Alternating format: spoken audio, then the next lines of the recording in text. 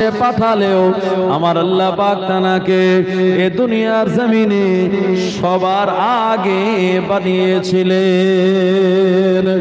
আরো জোরে বলেন সুবহানাল্লাহ।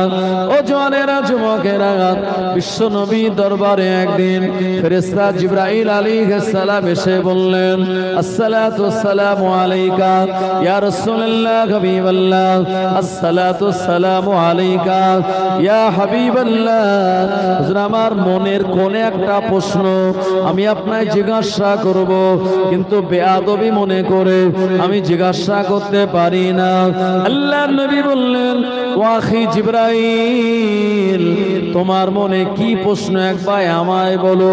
এ সময় জিবরাইল আমিন বলেন, হুজুর, আপনি আমার থেকে সম্মানে বড়, বয়সে বড়, ইজ্জতে বড়, কিন্তু আমার মনে হয় আপনি আমার থেকে বয়সে ছোট। জিবরাইল আলাইহিস সালামের প্রশ্নে আল্লাহর নবী মুচকে হেসে বলেছিলেন, ওয়াখি জিবরাইল, আল্লাহ পাক তোমার থেকে আমাকে যেমন সম্মানে, ইজ্জতে, মর্যাদায় বড় করেছেন, তদ্রূপ আমার আল্লাহ তোমার থেকে আমায় বয়সেও বড় করেছেন। জোরে বলবেন না সুবহানাল্লাহ। জিবরাইল আলাইহিস সালাম অবাক হয়ে বললেন, হুজুর, আপনি দুনিয়ার জমিনে আগমন করেছেন 570 খ্রিস্টাব্দে 12 রবিউল আউয়াল। এদিন সম্পর্কে আমি তো জানি, সুতরাং আপনি আমার থেকে কেমন করে বয়সে বড় একবার যদি আপনি আমায় শুনিয়ে দেন। আল্লাহর নবী বললেন, ও জিবরাইল, আল্লাহর আসমানে কোন আলো জ্যোতি তারা কি তুমি দেখতে পেতে? জিবরাইল আলাইহিস সালাম বললেন, ইয়া রাসূলুল্লাহ হাবিবাল্লাহ, আমি 70,000 বছর পর পর আল্লাহ পাকের আসমানে একটা আলো জ্যোতি তারা দেখতে পেতাম। বিশ্বনবী বললেন, জিবরাইল, ওই আলো জ্যোতিটা তুমি 70,000 বছর পর পর কতবার দেখেছো? জিবরাইল আলাইহিস সালাম বললেন, হুজুর, আমি আলোটা 70,000 বছর পর পর আমি এটা 72,000 বার দেখেছি। বিশ্বনবী আমার শুনিয়ে বললেন, ও জিবরাইল, 70,000 বছর পর পর 72,000 বার আল্লাহ পাকের আসমানে যে আলো জ্যোতি তারা তুমি দেখেছিলে, এটা অন্য কারো আলো জ্যোতি তারা নয়, আমি রাসূলুল্লাহ সাল্লাল্লাহু আলাইহি ওয়াসাল্লাম, এটা আমারই নূরের আলো। জোরে হবে না সুবহানাল্লাহ।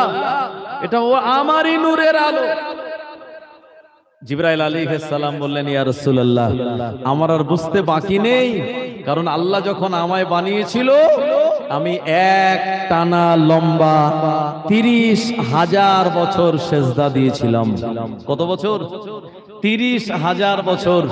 আপনার আমার গ্রামের ইমাম যদি একটু লম্বা করে সেজদা দেয়, অনেকে পিছন দিক দিয়ে একটু সিগন্যাল দেয়, মানে একটু তাড়াতাড়ি শেষ হলে ভালো হয়, আছে না নাই? আর সেখানে জিবরাইল আলাইহিস সালাম 30,000 বছর লম্বা সেজদা দিয়েছিলেন আল্লাহর দরবারে।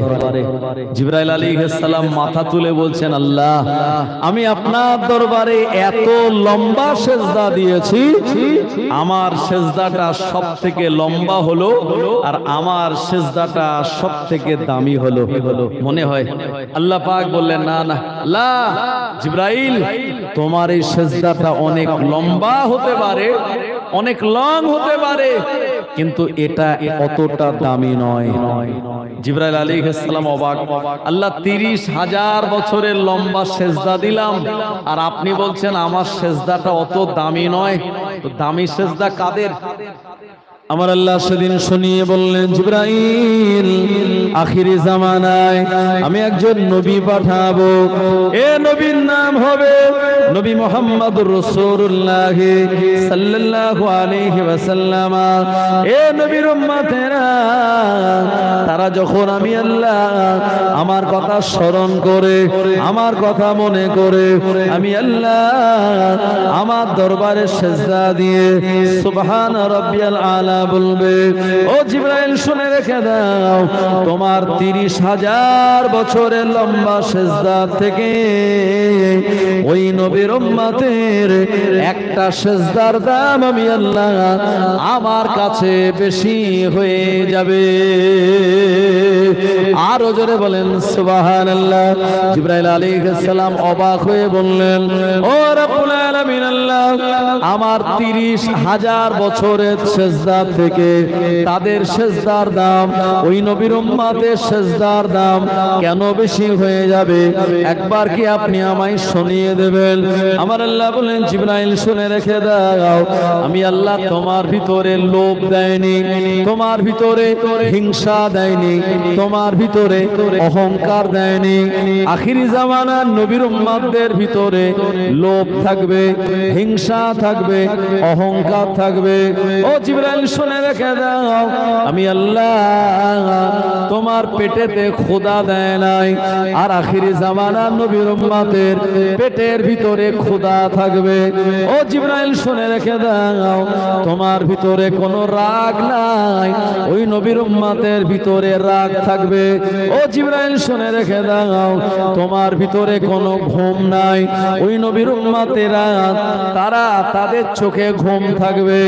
ও জিবরাইল শুনে রেখে দাও, এমন করে তোমার ভিতরে কোনো যৌন ক্ষমতা নাই, ফেরেশতাদের বংশ বিস্তার হয় না, কিন্তু ওই নবীর উম্মতদের ভিতরে যৌবন ক্ষমতা থাকবে। এদের কাছে টাকা, গাড়ি, বাড়ি, যৌবন ক্ষমতা, রাগ, হিংসা, তাকাব্বুরি, অহংকার, রিয়া সব থাকবে, খোদা থাকবে, ঘুম থাকবে। এ সবগুলি তারা দূরে সরিয়ে দিয়ে আমি আল্লাহ আমার এই মহাব্বতে যখন একটি করে সেজদা দিয়ে দেবে। ও জিবরাইল, তোমার 30,000 বছরের লম্বা সেজদা আছে, এই কারণে ওই উম্মতে মুহাম্মাদের সেজদার দাম আমার কাছে বেশি হয়ে যাবে। আরো জোরে বলেন সুবহানাল্লাহ। এজন্য আমরা কপালওয়ালা, আমরা ভাগ্যওয়ালা, আমরা তাকদীরওয়ালা। একটা সেজদা আপনি যখন জমিনে দেন, বিশ্বনবী শুনিয়ে দিলেন, এই সেজদাটা নামাজের মুসাল্লায় নয়, এই সেজদাটা মসজিদের মার্বেলে নয়। আপনার আমার সেজদাটা কোথায় পড়ে জানেন? আল্লাহ নবী শুনিয়ে দিলেন, আস-সাজিদু ইয়াসজুদু আলা কাদামাইহির রহমান। বান্দা বান্দি যখন সেজদা দেয় আল্লাহকে লক্ষ্য করে, এই সেজদাটা আল্লাহ পাকের কুদরতি পায়ের উপরেই পড়ে যায়। আরো জোরে বলেন সুবহানাল্লাহ। বান্দা যখন সেজদা দেয় আল্লাহ পাক ফেরেশতাদের বলেন, মালাইকা ইরফা হিজাব বাইনি ওয়া বাইনিকা আবদি। এ আমার ফেরেশতাগণেরা, আমার বান্দা বান্দি সেজদা দিয়েছে, আমার বান্দা বান্দি যাবতীয় মাঝখানে যত পর্দা রয়েছে সব পর্দাগুলি তুলে দাও। আমাকে সেজদা দিল মানে আমার সঙ্গে সরাসরি আমার বান্দা বান্দির মোলাকাত হয়ে যাবে। আরো জোরে বলেন সুবহানাল্লাহ। তাহলে একটু চিন্তা করুন, আমাদের একটি সেজদার দাম জিবরাইল আলাইহিস সালামের 30,000 বছর লম্বা সেজদার থেকে আরো দামি। কিন্তু আমরা অনেকেই সেই সেজদা দিই না। জি, আজান হয় মসজিদে, আমরা অনেকেই মসজিদে যাই না। মোবাইলে যখন রিং বাজে আমরা মোবাইলটাকে বার করে রিসিভ করে হ্যালো বলি। কেন? আমার সঙ্গে কেউ যোগাযোগ করতে চাচ্ছে, কথা বলতে চাচ্ছে। আল্লাহ পাক তার বান্দাদের সঙ্গে কথা বলার জন্য মুয়াজ্জিনকে দিয়ে 5 বার ডাক দেয়, হাইয়া আলাস সালাহ,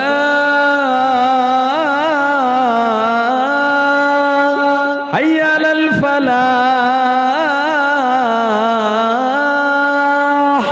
আস-সালাতু খায়রুম মিনান নাওম। ঘুম থেকে থেকে নামাজ উত্তম। এসো কল্যাণের দিকে, এসো নামাজের দিকে। আমার আল্লাহ বান্দা বান্দীদের সঙ্গে, বিশেষ করে তার প্রিয় বান্দাদের সঙ্গে মোলাকাত করার জন্য মসজিদের মুয়াজ্জিনের মাধ্যমে 5 বার আহ্বান করে ওই আল্লাহ পাকের সঙ্গে যারা মহাব্বত রেখে দিয়েছেন, আমার আল্লাহর আহ্বান শুনে আর থাকতে পারে না, দুনিয়ার সব কাজ কামগুলি ছেড়ে দিয়ে আমার আল্লাহর দরবারে সিজদা দিয়ে আল্লাহ পাকের সঙ্গে মোলাকাত করে নাই। জোরে বলুন সুবহানাল্লাহ। ও জওয়ানেরা, যুবকেরা, মনে রাখুন এ দুনিয়া আমরা সারা জীবন থাকবো না। একদিন আমাদের বিদায় নিয়ে আল্লাহ পাকের ডাকে সাড়া দিয়ে চলে যেতে হবে।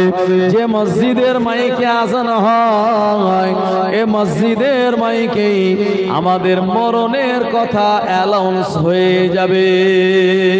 যাবে কি যাবে না? একদিন তোমারই না